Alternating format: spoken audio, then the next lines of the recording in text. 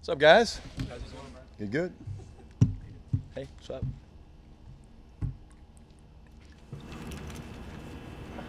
Wife approved the game plan on Sunday. She did, yeah, she did. Bad news for the fans, though. Short week. She hadn't had a whole lot to say this week, so we'll see. Maybe she'll give me a little insight tonight when I actually get a chance to talk to her. But she did. She likes to win. She's one of those Monday morning quarterbacks sometimes. So it's part of marriage.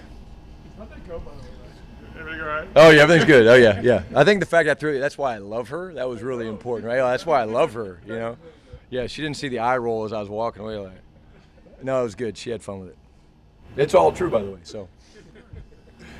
What'd you think of the game Carson had? It was cool to see. You know, we talked about, last week the same time, right? We talked about that he would get through those issues, and some of the yards he made were just such incredible tough runs. I mean, just the way he was able to move people and run through people and yards after contact was awesome.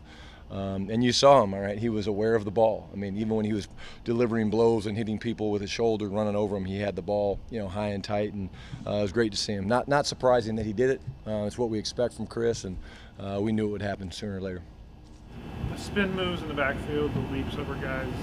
You Yeah, okay with that? yeah, that's not always the design of things. When you have a guy that's unblocked, and but again, that's the type of player he is, and again, just he gets better with as the game goes. He really does. I mean, he gets stronger as the game goes, and I think that speaks to his style, the way he plays. But had a good look about him. Had a good week of prep last week, and doing the same thing this week. Obviously, a little modified with the schedule.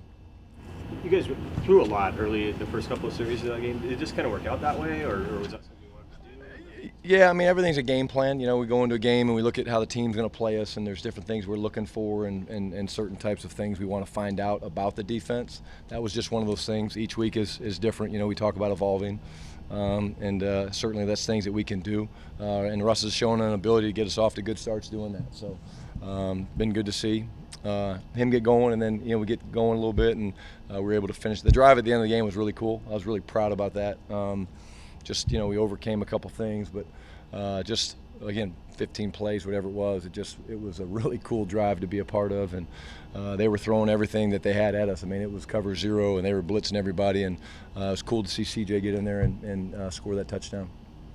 You were here when Luke Wilson was here the first time. What have been your early thoughts, both the player and the character? Yeah, I don't know if I mentioned it to you guys or not, but when he came in last week, we were in the staff room doing a couple things to the staff, and there was a big commotion out in the hallway. And we were like, what in the heck's that? We walked out there, and I mean, coaches were coming out of the woodwork to come and say welcome back and to see him. And so that tells you enough about him. Love his juice, love his energy. I told him after the catch he made, his unbelievable catch he made on the 3rd and 2. He said, did you see the route and how bad it was? I said, yeah, it was awful. He goes, that ball was in the air. I had to find a way to catch it because otherwise I knew you guys were going to yell at me. But I love the juice he brings, the energy, just a really cool guy. The best part about it was after he made the catch, just the excitement. I don't know if you guys saw it on the film, but McPherson goes out to meet him, right, and Luke kind of gives him a body shot, and McPherson goes falling on the ground, which was enjoyable at the time as well because Pat thinks he's the bully of the group. So it was cool. Talk about Chris Carson getting better as the game goes on, but could you say the same obvious about the offensive line and referencing that last drive you talked about? Yeah, again, I mean, we see a lot of different things from people. Obviously in the game last week, right, you got Chandler Jones, you got Suggs, a couple things like that. But those guys, they battle. I mean, they really do. They battle, whether it's 2-minute drive stuff we were doing against New Orleans, right? We're throwing the ball 50 times or whatever. You just saw them get stronger. You saw them get better. It's almost like we find our flow a little bit as we get going. But, that group's got the confidence to overcome when there's negative things. Pittsburgh, right? We come out, get some sacks early in the game. They don't waver. They don't waver. We make adjustments. We talk through things, and they don't check up. I think a lot of that's because they're a veteran group. So it's a cool group when you can sit and go and make adjustments and talk to them. Be like, hey, let's go do this, let's do that, and be like, yeah, okay, that's cool, shot, let's go. That makes you very comfortable as a coach. Is there any one player that's kind of that helps with that? It's just all of them? No, I mean, they're all involved. Obviously, Britt, the center, I mean, Justin does a great job. I mean, he's really a good communicator, communicates very well with me, with Solari. A lot of it's, we only see the still photos, but the still photos don't capture the movement and stuff of linebackers as they're maybe aligned on the right and then they start moving to the left. I mean, there's calls that change and stuff. So he's always communicating about, what he did. Normally he's right about what he saw. Hey, I saw this, so I did that. And so before we ever make adjustments, we kind of talk to him, and he's an important piece of it. He said this week this is Russell's the best start he's seen him get off to. I know you've only been here the last 2 years, but how have you seen him evolve in that time? And I guess obviously maybe the fact that you guys are together for your second year probably helps in that process. Yeah, I'm not the best one to talk about, obviously, just, what he is evolution-wise. Just what I've seen is a guy that is very, very comfortable with what we're doing, in total command of the protections and total command of changing plays if he needs to. And you see that with the tempo that we're playing. I mean, if you guys watch it, I know you guys do, but if you look at it closely, I mean, our ability to get in and out of the huddle this year is better than it was last year. A big part of that is him hearing me and knowing what I'm saying, and half the time he waves me off like I got it. I know the play. You just gave me enough. He hears a couple of the words and he's able to process it and say, okay, he wants this. So I think that's part of it. But again, you guys know him as the competitor and the warrior that he is, and he's playing great, and we don't expect that to change. You overlapped with Aaron Donald in St. Louis. With Aaron who? Donald. Yeah, we drafted Aaron when I was there. Yeah. Was it pretty? I mean, obviously he's a first-round pick, but was it pretty evident right away that he was just beaten for first-round pick? It was. I don't remember what practice. It was one of the first or second practices. We were running a little simple power scheme to the right, and we were pulling the backside guard, and Scott Wells was a center. And he tried to block back, and he was gone. I said, hey, Scott, what happened? He goes, I don't know. I couldn't get him. And you just went and you watch the film, and just the instincts and the ability to shoot the gaps and penetrate. He was extremely disruptive as a rookie. That's what you saw on film, which is why we took him high. But great player, unbelievable effort and motor, and we knew it pretty quick. With Russ, even for a coach who gets to watch him every day, around every day, I mean, are there like a throw to Lockett, I think the deep cross before the Disley touchdown, just over, like, couldn't have been more than an inch over the outstretched arm of the defender. I mean, do you ever look at that, whether it's live in the game, when you're watching it back on tape, and be like, that's ridiculous? Like, there's just not many guys. Sure. Who can do it. Yeah, you do. I'd be lying if I said you don't. You look at things. That one we discussed a little bit because it was really barely over Buddha's hands. I was like, did you see him? He's like, oh, yeah, I saw him. I don't know if he was telling me the truth, but unbelievable throw. But you do. Yeah, I mean, you're caught off guard with some of the plays he makes. And it's really the ones that catch you off guard that you get excited about are the unscripted ones. The big third down in the long drive, the 15-play drive late in the game that he scrambles out to his left and hits Tyler Lockett.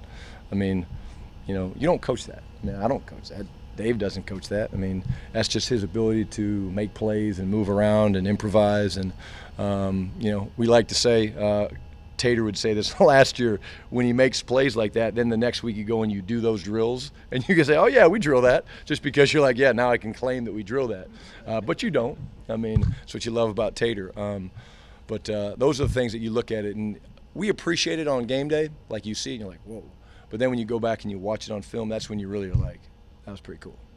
You mentioned before how much you trust the offense when Will Disley's out there, a part of it.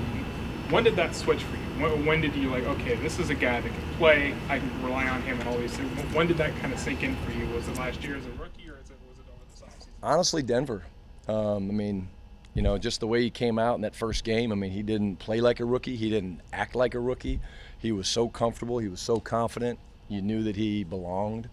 I mean, it was right away. I mean, because even going back, in the first training camp, I mean, he had some drops and things, and we were like, oh, yeah, guy's a great guy, going to be a good player, But we didn't expect that. He just he's always going to do the right thing. He's got great football instincts. It's so important to him. Got great leadership qualities. I mean, he's a complete package. He really is. Really good blocker. So I mean, it was early on that we knew that. No, actually, he doesn't. We would probably listen to him though if he did. He probably deserves that at this point. But so far, Tyler's the only one that, and they're not for him, okay, Tyler. They're not for you. But Tyler's always got play ideas. This hasn't come to me yet with designs. DK, Metcalf's numbers are down a little bit, the last 2 weeks from the first two. Are teams doing anything? They're paying more attention to him or doing anything differently? No, I don't. You look at last game. I mean, there wasn't a ton of targets to him. A couple plays down the red zone. One was a scramble. One was like a quick fly. With just the spacing of it wasn't great. Guy was able to knock it away. No, I wouldn't say that. I mean, you come out of the 2 games before this, and Tyler's got 10 and 11, and so they're not. He's going to be fine. We're not worried about it, and we expect him to have a good game this week.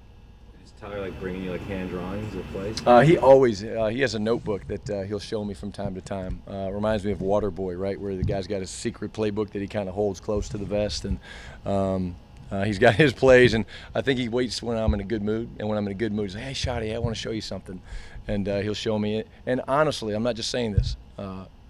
They're honestly good thoughts. Like, you see that he's understanding the coverages. He's looking at the film. We kind of laugh. Ballore makes a big deal about it. Like, something will come up on film of the opponent that we're watching, and some of the guys will be like, "Oh, wow, that's cool," and Ballore will be like, "You guys just gave away you haven't been watching the film," right? Because if they get caught like, "Oh, that's really cool," well, you should be watching the film, and they haven't been. So Tyler's a guy that's always looking at the film. He's always got ideas about, hey, attacking this guy or doing that thing, and that's what you want. You want your players to have that creative mind. Have you ever run one of Tyler's plays?